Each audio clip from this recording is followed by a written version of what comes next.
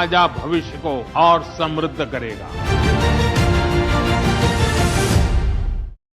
Your excellency, my friend राष्ट्रपति Putin, दोनों देशों के डेलीगेट्स, मीडिया के साथियों, नमस्कार, दोबरी दिन।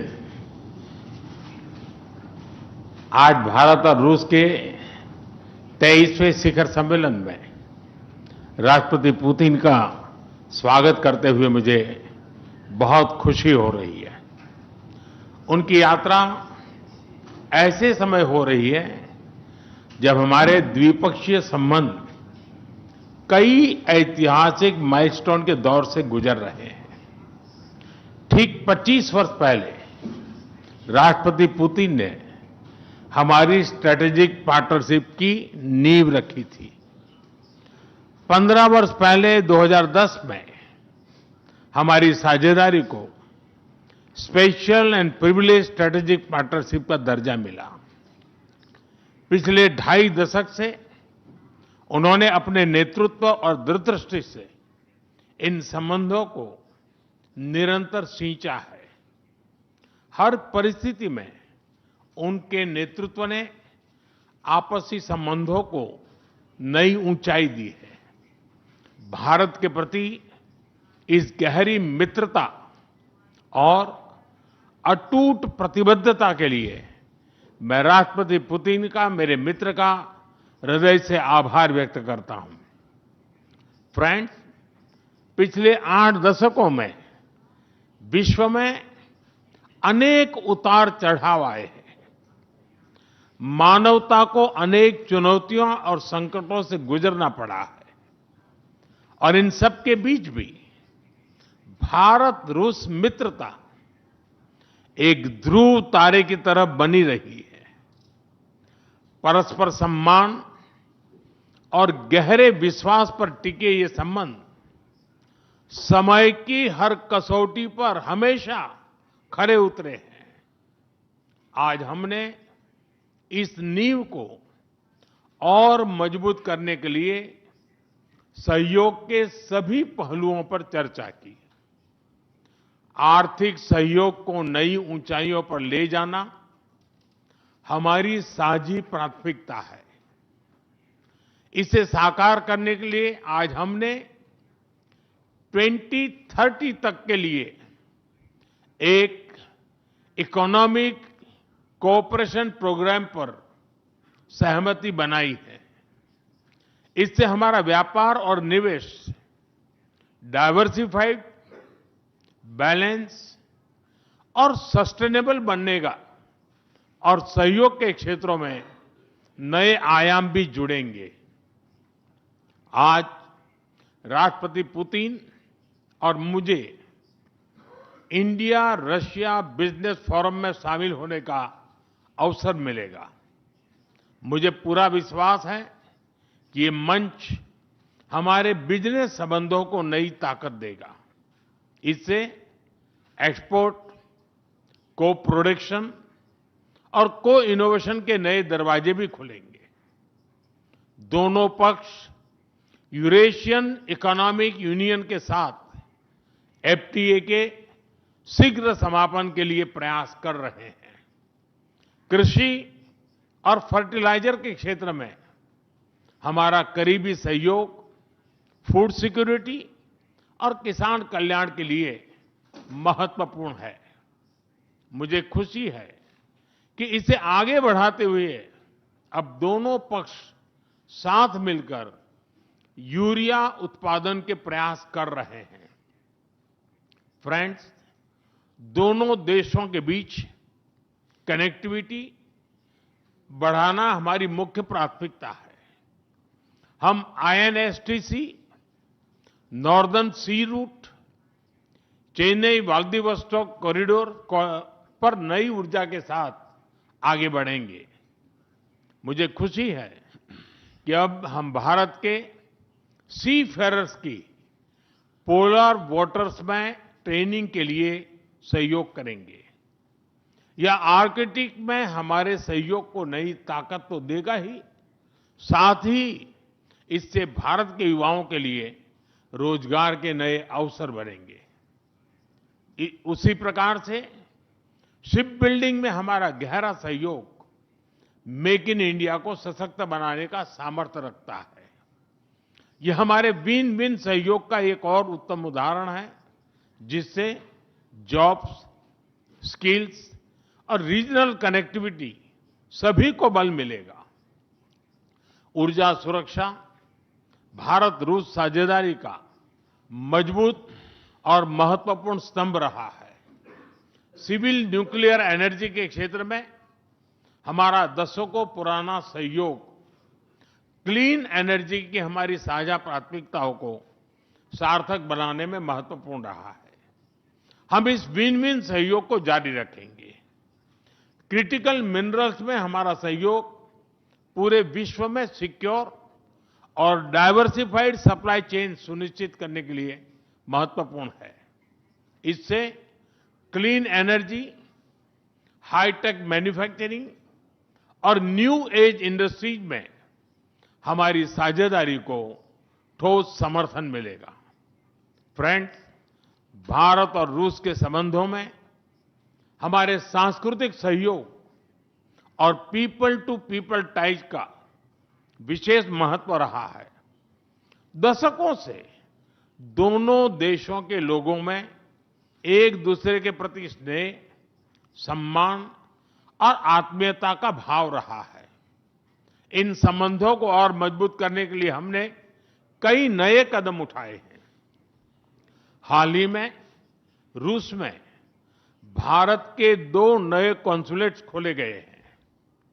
इससे दोनों देशों के नागरिकों के बीच संपर्क और सुगम होगा और आपसी नजदीकियां बढ़ेगी।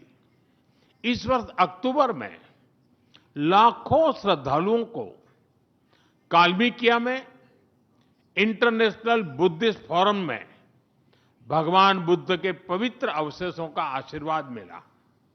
मुझे खुशी है कि शीघ्र ही हम रूसी नागरिकों के लिए निःशुल्क 30 डे ई टूरिस्ट वीजा और 30 डे ग्रुप टूरिस्ट वीजा की शुरुआत करने जा रहे हैं। मैन पावर मोबिलिटी हमारे लोगों को जोड़ने के साथ साथ दोनों देशों के लिए नई ताकत और नए अवसर क्रिएट करेगी। मुझे खुशी है कि इससे बढ़ावा देने के लिए आज 2 समझौते किए गए हैं। हम मिलकर वोकेशनल एजुकेशन, स्किलिंग और ट्रेनिंग पर भी काम करेंगे। हम दोनों देशों के स्टूडेंट्स, स्कॉलर्स और खिलाड़ियों का आदान प्रदान भी बढ़ाएंगे। फ्रेंड्स, आज हमने क्षेत्रीय और वैश्विक मुद्दों पर भी चर्चा की। यूक्रेन के संबंध में भारत ने शुरुआत से शांति का पक्ष रखा है। हम इस विषय के शांतिपूर्ण और स्थायी समाधान के लिए किए जा रहे सभी प्रयासों का स्वागत करते हैं।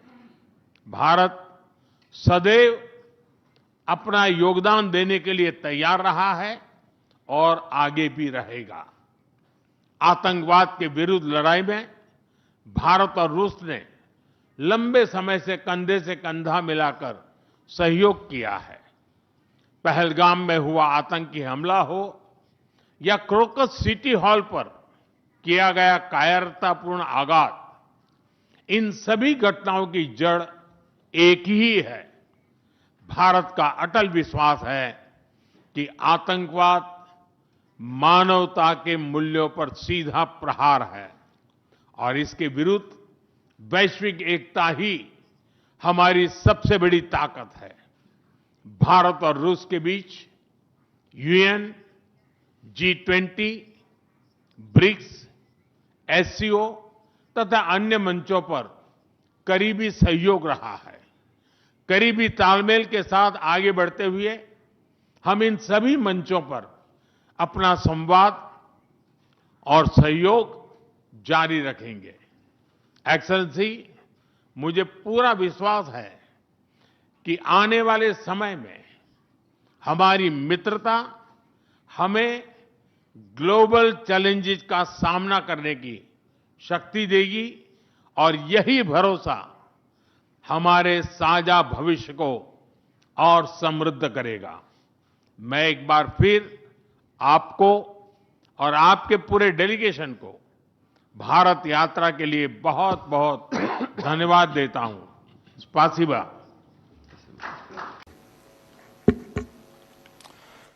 योर एक्सेलेंसी, माय फ्रेंड राष्ट्रपति पुतिन, भारत और रूस बिजनेस के सभी लीडर्स, देवी और सज्जनों, नमस्कार। इंडिया रशिया बिजनेस फोरम, मैं समझता हूँ कि राष्ट्रपति पुतिन का ये बड़ा महत्वपूर्ण इनिशिएटिव रहा कि इतना बड़ा डेलीगेशन लेकर के आज इस कार्यक्रम का हिस्सा बने हैं और आप सबका मैं हृदय से बहुत बहुत स्वागत करता हूँ और मेरा भी आप सबके बीच आना एक बहुत प्रसन्नता का अवसर है। इस फोरम से जुड़ने के लिए और अपने बहुमूल्य विचार साझा करने के लिए मैं मेरे मित्र राष्ट्रपति पुतिन का हृदय से बहुत बहुत आभार व्यक्त करता हूं। बिजनेस के लिए सिंप्लीफाइड, प्रिडिक्टेबल मैकेनिज्म बनाए जा रहे हैं। भारत और यूरेशियन इकोनॉमिक यूनियन के बीच एफटीए पर चर्चा शुरू हो गई है और साथियों, हम अलग अलग विषयों को लेकर के भी, जैसा अभी पीयूष जी ने उल्लेख किया था और जैसा राष्ट्रपति जी ने जो संभावनाओं का वर्णन किया है, उसे देखते हुए हम बहुत कम समय में बहुत बड़े लक्ष्य हासिल कर सकते हैं। बिजनेस हो या डिप्लोमेसी, किसी भी साझेदारी की नींव आपसी विश्वास है। भारत रूस संबंधों की सबसे बड़ी शक्ति यही विश्वास है। यह हमारे साझे प्रयासों को दिशा भी देता है और गति भी देता है। यही वह लॉन्च पैड है जो हमें नए सपनों, नई आकांक्षाओं की उड़ान भरने के लिए प्रेरित करता है। पिछले वर्ष राष्ट्रपति पुतिन और मैंने 2030 तक द्विपक्षीय व्यापार को $100 बिलियन का उस लक्ष्य को पार करने का हमने निर्धार किया था। लेकिन कल से मेरी जो राष्ट्रपति पुतिन से बात हो रही है और जिस प्रकार के पोटेंशियल नजर आ रहे हैं, मुझे नहीं लगता कि हमें 2030 तक इंतजार करना पड़ेगा। ये मैं साफ देख रहा हूं। हम उस लक्ष्य को समय से पहला पूरा करने के संकल्प के साथ आगे बढ़ रहे हैं और मेरा विश्वास बढ़ रहा है। टैरिफ और नॉन टैरिफ बैरियर्स को कम किया जा रहा है, लेकिन साथियों, इन प्रयासों की असली शक्ति आप जैसे बिजनेस लीडर्स हैं। आपकी ऊर्जा, आपका इनोवेशन और आपका एम्बिशन, यही हमारे संयुक्त भविष्य को आकार देते हैं। फ्रेंड, पिछले 11 वर्षों में भारत में जिस स्पीड और स्केल के साथ हमने बदलाव किए हैं, वह अभूतपूर्व हैं। रिफॉर्म, परफॉर्म एंड ट्रांसफॉर्म, इस सिद्धांत पर चलते हुए भारत तेजी से विश्व की तीसरी सबसे बड़ी इकोनॉमी बनने की और आगे बढ़ रहा है। और 11 वर्षों की इस रिफॉर्म यात्रा में हम न थके हैं, हम न रुके हैं। हमारे संकल्प पहले से ज्यादा मजबूत हैं और हम लक्ष्य की दिशा में बड़े आत्मविश्वास के साथ बहुत तेज गति से आगे बढ़ रहे हैं। जीएसटी में नेक्स्ट जनरेशन रिफॉर्म और कंप्लायंसेस में कटौती ऐसे कदम उठाए गए हैं ताकि ईज ऑफ डूइंग बिजनेस को बढ़ावा मिले। डिफेंस और स्पेस को प्राइवेट सेक्टर के लिए खोल दिया गया है। इससे इन सेक्टर्स में नए अवसर बने हैं। अब हम सिविल न्यूक्लियर सेक्टर में भी नई संभावनाओं के द्वार खोलने जा रहे हैं। यह केवल एडमिनिस्ट्रेटिव रिफॉर्म नहीं, बल्कि माइंडसेट रिफॉर्म्स हैं। इन रिफॉर्म्स के पीछे एक ही संकल्प है, विकसित भारत। फ्रेंड्स, कल और आज आपके बीच बहुत ही उपयोगी और सार्थक चर्चाएं हुई हैं। मुझे खुशी है कि भारत और रूस के सहयोग के सभी क्षेत्रों का इस बैठक में प्रतिनिधित्व किया गया है। आप सभी के सुझावों और प्रयासों के लिए मैं आपका हार्दिक अभिनंदन करता हूं।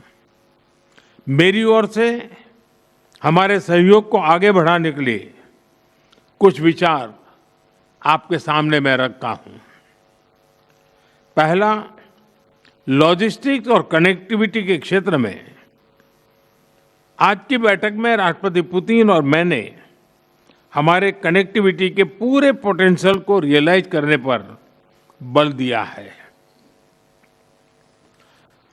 आईएनएसटीसी या तो फिर नॉर्दर्न सी रूट यानी चेन्नई व्लादिवोस्टोक कॉरिडोर, इन पर हम आगे बढ़ने के लिए प्रतिबद्ध हैं।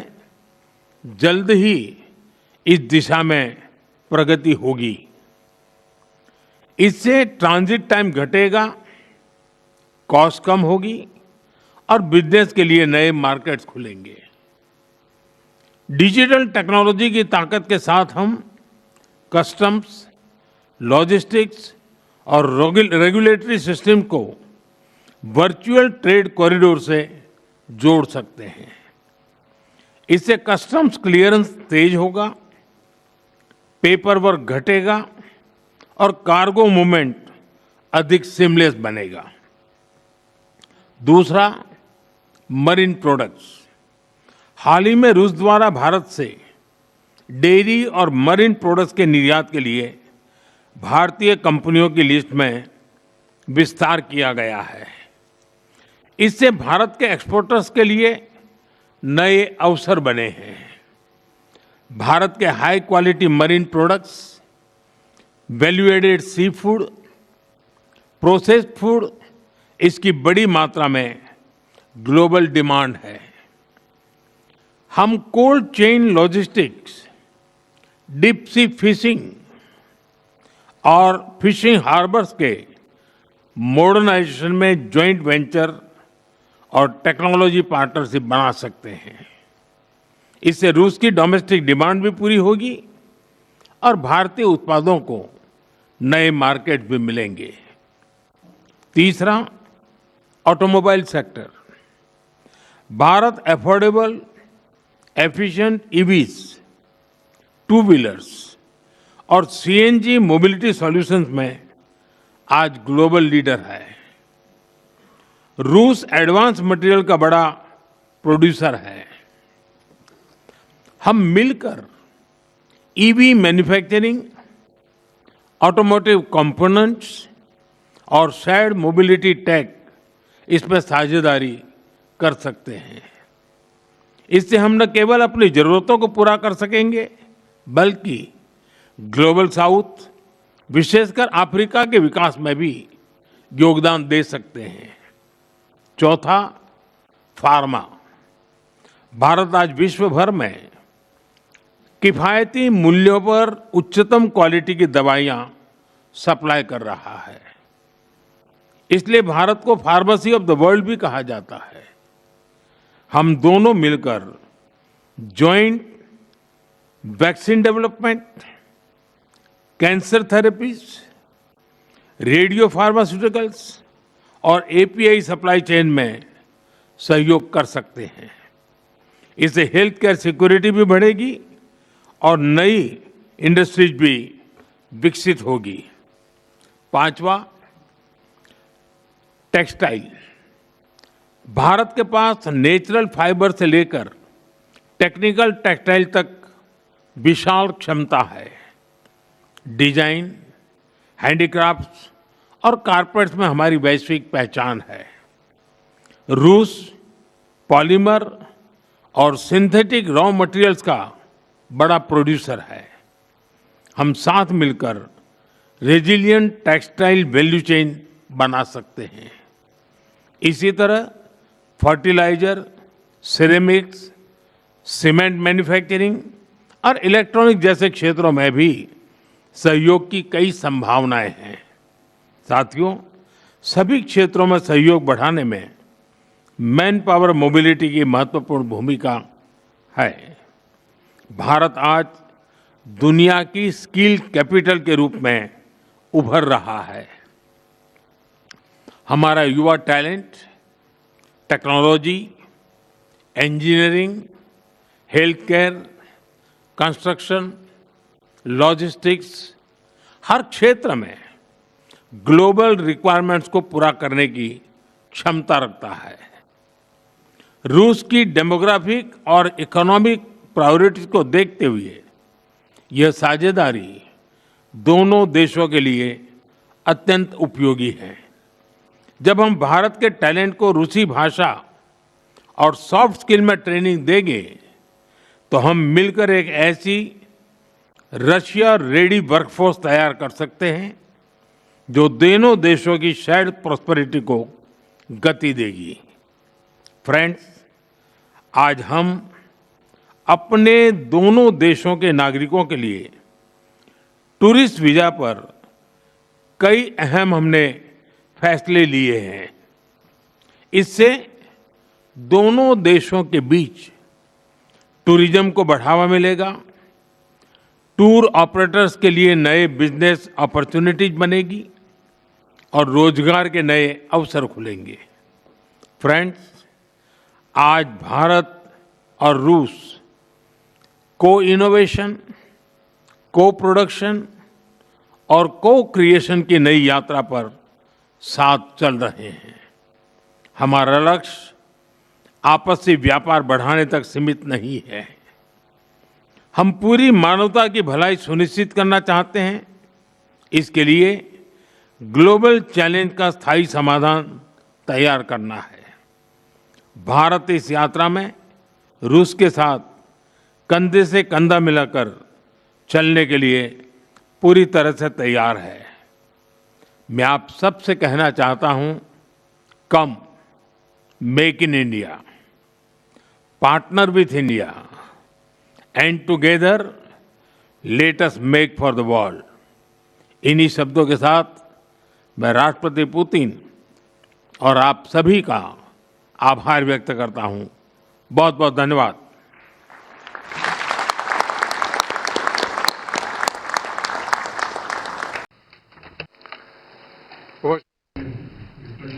Your Excellency Prime Minister, dear friends, I'm pleased to welcome participants of the plenary session of the Russian-Indian Business Forum.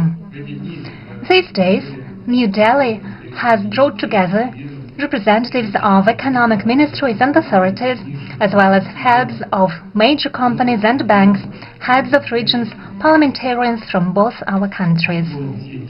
In a word, all those who are really involved into practical efforts to develop the multifaceted Russian-Indian cooperation in the field of imports and exports, finances and investment. I assume that at the numerous panel sessions and expert discussions, he addressed a wide range of specific issues of economic cooperation between Russia and India. But most importantly, the forum saw the establishment of new business contacts, launch of negotiations on future commercial deals, and the start of promising mutually beneficial projects. Let me stress, most importantly, when we conceived and proposed this forum, it was initially intended to show what multifaceted opportunities our cooperation can offer, and to make it clear, the Russian delegation did not only come in order to discuss energy issues and sign contracts for the supplies of oil and gas. What we want is development of our multifaceted relations with India on various fields. His Excellency Prime Minister stressed on many occasions in our private talks that India has vast and growing opportunities in many fields, but up until now they haven't been used to the extent both parties want to see it.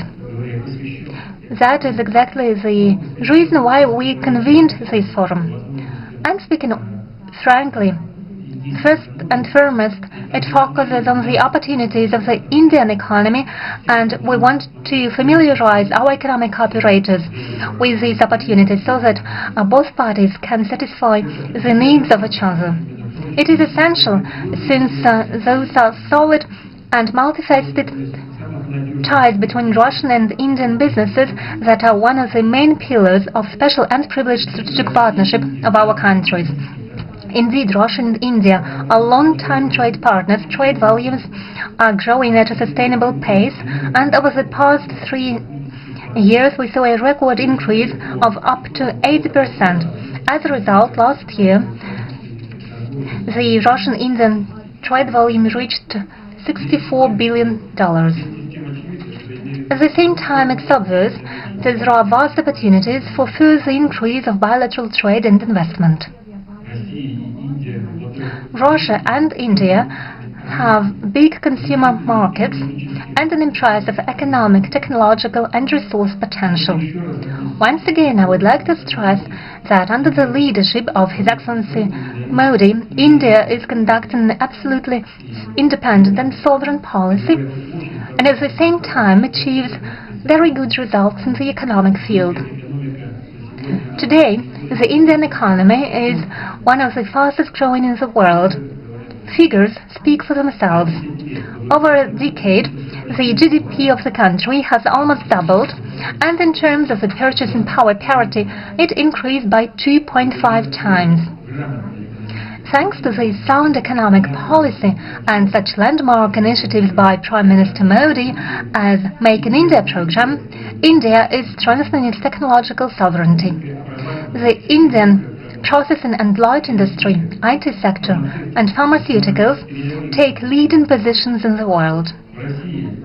In Russia, we study the Indian experience with interest, and it is used in implementation of our national programs of import substitution and localization of products with high value added.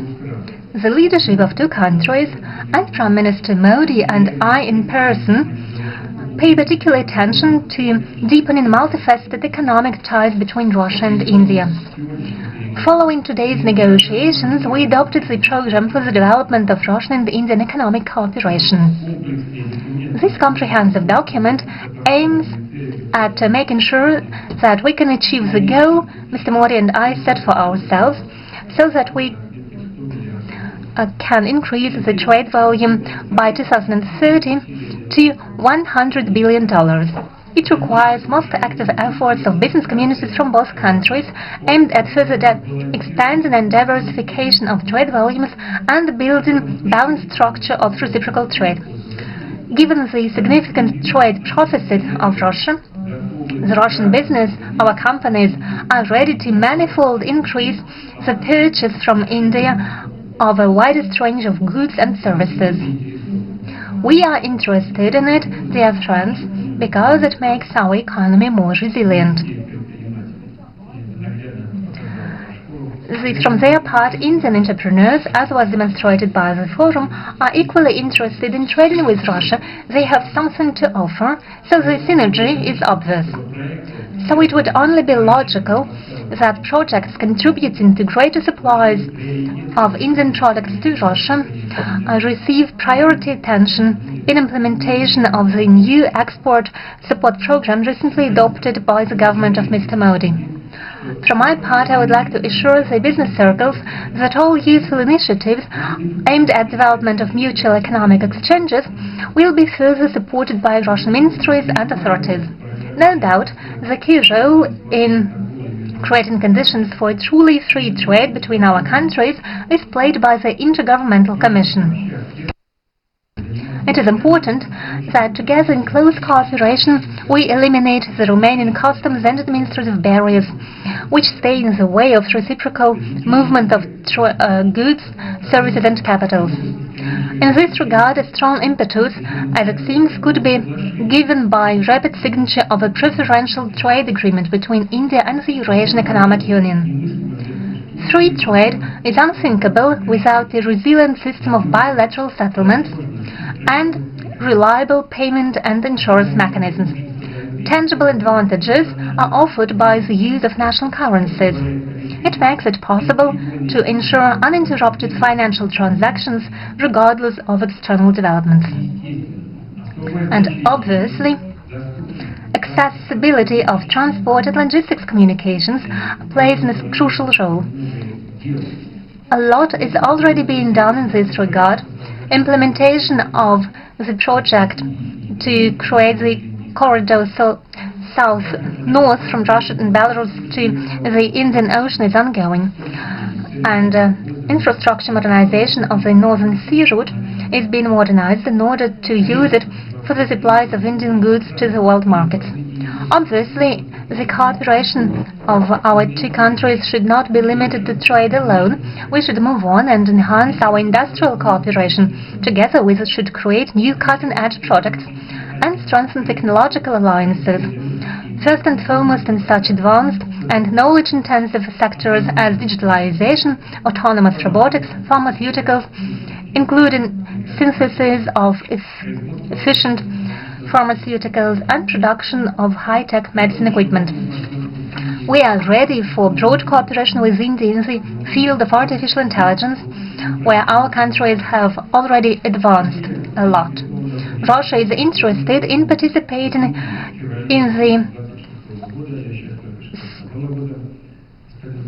as I've just mentioned it to Prime Minister, we are ready to participate in the Summit on Artificial Intelligence scheduled to take place in India in February 2026. We will send a representative delegation. In conclusion, I would like to stress once again further strengthening of Russian-Indian trade and investment ties and close cooperation between business communities effectively contributes to economic growth and development and greater well-being of our citizens, and therefore it meets the fundamental interests of our countries and peoples.